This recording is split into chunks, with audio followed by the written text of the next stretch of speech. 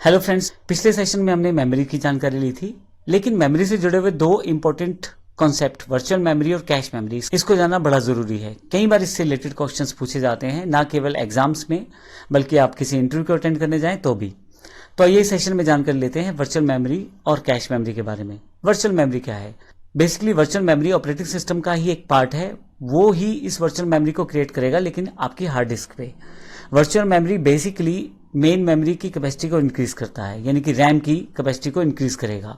मान लीजिए आप कोई काम कर रहे थे और रैम में जगह नहीं है, तो अब उसे अपना डेटा कहीं ना कहीं रखना है, तो इसके लिए वो वर्चुअल मेमोरी को प्रयोग करेगा, क्योंकि रैम की कैपेसिटी कम रहती है और इस कारण से बार बार बड़ी बड़ी प्रोसेस को चलाने के लिए बड़ा सारा डेटा स्टोर करना पड़ता है। जो डेटा रैम के पास अवेलेबल रहता है वो उसको प्रयोग कर सकता है, लेकिन बाकी प्रोसेसिंग के लिए जो डेटा उसको चाहिए वो कुछ समय के लिए वर्चुअल मेमोरी में रख सकता है। तो बार बार ये डेटा आदान प्रदान होता है मेन मेमोरी और वर्चुअल मेमोरी में, जिससे कि आपके पास एक अच्छी स्पीड भी अवेलेबल हो जाती है और कहीं ना कहीं रैम अपना प्रॉपर यूटिलाइज भी कर लेता है और सीपीयू कहीं ना कहीं इन सबके कॉम्बिनेशन को सेट करके आपकी वर्चुअल मेमोरी को इंक्रीज भी कर देता है, जिससे आपके कंप्यूटर की कार्य करने की स्पीड भी बढ़ जाती है।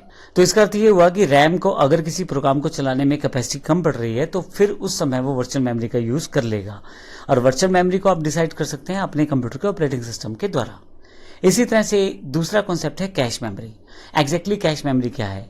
सीपीयू के पास जो सबसे नजदीक की मेमोरी रहती है, जो सीपीयू के अंदर ही अवेलेबल रहती है रजिस्टर्स के रूप में, तो वह मेमोरी कैश मेमोरी कहलाती है।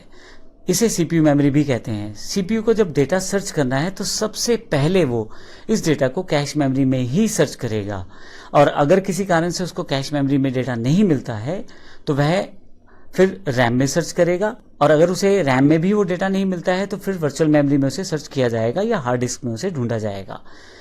सबसे करीब कैश मेमोरी रहती है सीपीयू के, इसलिए सबसे इंपॉर्टेंट इंफॉर्मेशन या बहुत ज्यादा यूज होने वाली इंफॉर्मेशन कैश मेमोरी में स्टोर कर दी जाती है। हालांकि इस मेमोरी का साइज बड़ा कम रहता है, लेकिन फिर भी बार बार रैम को रिक्वेस्ट करने के बजाय सबसे पहले सीपीयू जो है वो सीपीयू मेमोरी यानी कि कैश मेमोरी को एक्सेस करना पसंद करता है। फाइनली अगर उसको डेटा वहां नहीं मिलता तो फिर वो रैम को, और अगर किसी कारण से वहां नहीं मिलता तो वर्चुअल मेमोरी या हार्ड डिस्क को डिटेक्ट किया जा सकता है। सबसे बड़ा बेनिफिट ये हो जाता है इसका, क्योंकि सीपीयू के बिल्कुल पास में मेमोरी रहती है तो डेटा को बड़ी जल्दी एक्सेस किया जा सकता है। कोई इंपॉर्टेंट प्रोग्राम्स या इंस्ट्रक्शंस है उन्हें बार बार यूज किया जा सकता है, और सीपीयू खुद ही उस इंस्ट्रक्शंस को जो बार बार प्रयोग कर रहा है या उस कमांड को जो बार बार प्रयोग की जा रही है उसको कैश मेमोरी में सेव कर लेता है, और जब भी उसको उसकी एक्सेसिबिलिटी चाहिए होती है तो कैश मेमोरी से प्रयोग कर लेता है। तो इस तरह से हमारे ये दो इंपॉर्टेंट कॉन्सेप्ट है वर्चुअल मेमोरी और कैश मेमोरी, जिनका प्रयोग बहुत ज्यादा किया जाता है। धन्यवाद।